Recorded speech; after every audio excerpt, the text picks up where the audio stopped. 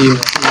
الحمد لله رب العالمين والصلاة والسلام على أشرف الأنبياء والمرسلين أما بعد. وعن ابن عمر رضي الله عنهما أن رسول الله صلى الله عليه وسلم قال: إذا جاء أحدكم الجمعة فليغتسل. متفق عليه. کتاب ریاض صالحین 200 نمبر باب شروع. باب په باره د دې کې چې د جمعې د ورځې فضیلت په دې کې 5 نمبر حدیث دی. عبد الله ابن عمر رضی الله عنه روایت دی چې ان رسول الله صلی الله علیه وسلم قال: یقینا رسول الله صلی الله علیه وسلم فرمایلی دي: اذا جاء احدكم الجمعه فليغتسل.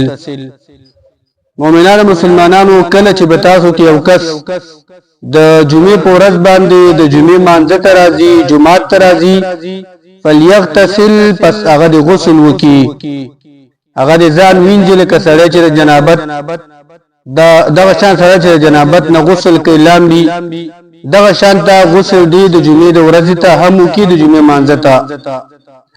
دا بل روایت ته ابو سعید الخدری روایت ته چې یقینا رسول الله صلی الله علیه وسلم فرمایلی دي: غسل یوم الجمعه واجب علی کل محتلم.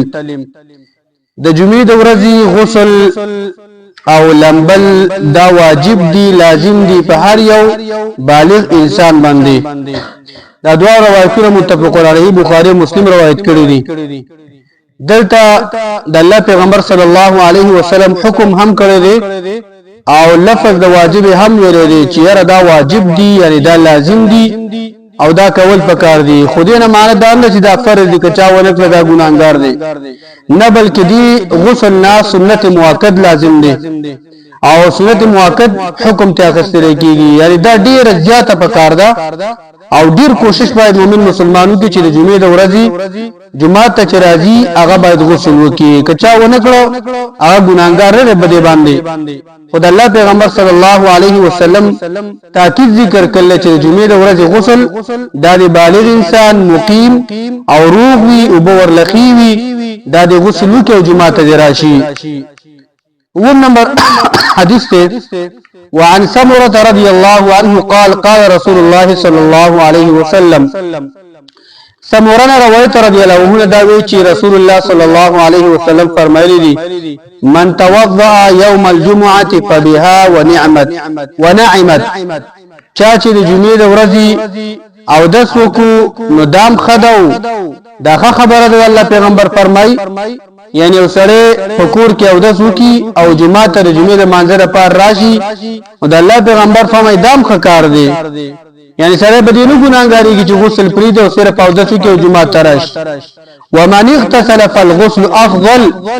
او به د الله پیغمبر فرمای چا چې غسل وکړو چا ولامبل غسل وکي ځان وینځي فالغسل افضل، پس دا غسل ځان وینځل الله پیغمبر فرمای دا ډیر بهتر دی او دا ډیر غوړه کار دی چې غسل سره وکي او د جمعې د ورځې مانځه ادا کول ته جمعه تراشي، غسل ډیر بهتر دی. یعنی دې روایت کې دا شانته فضیلت د جمعې د ورځې هم ذکر شو او د الله پیغمبر ډیره سخت تیزی ورکړه چې ډیر غوړه او ډیر بهترین او ډیر خسته کار دی، چې چا وس کیږي توان کیږي او کوشش وکړي چې دا غسل وکړي، دا ډیر بهتر دی. اتم نمبر حدیث وعن سلمان رضی الله عنه قال: قال رسول الله صلی الله علیه وسلم. سلمان رضی روایت دا وی چې رسول الله صلی الله علیه وسلم فرمایلی دي: لا يغتسل رجل يوم الجمعه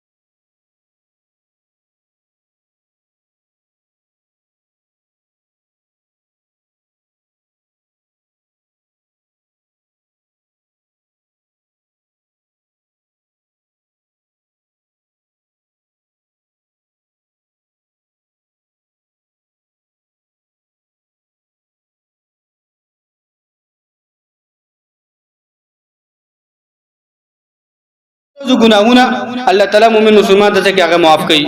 ټول حدیثونه دا معلومیږي چې د جمعې د ورځې په شهر کې یو خاص دغه شانته مقام دی، خاص فضیلت دی.